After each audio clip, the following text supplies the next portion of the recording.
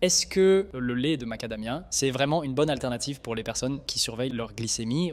Aujourd'hui, je vais boire 200 ml de lait de macadamia et on va voir l'impact que ça va avoir sur mon taux de glucose. Alors, le lait de macadamia est une boisson végétale qui contient très peu de glucides, environ 1 à 2 grammes par tasse. Il est plutôt riche en bonne graisse, à peu près 4 à 5 grammes par tasse, et contient à peine 1 gramme de protéines. C'est une boisson assez légère en calories, avec seulement 50 à 55 calories par tasse. On dit souvent que les laits végétaux sans sucre ajouté comme celui-ci seraient idéaux pour les personnes qui font attention à leur glycémie, parce qu'ils contiennent très peu de glucides. Mais le meilleur moyen de vérifier, c'est de le tester. Je vais boire ces 200 ml à jeun et on va voir ce que ça donne.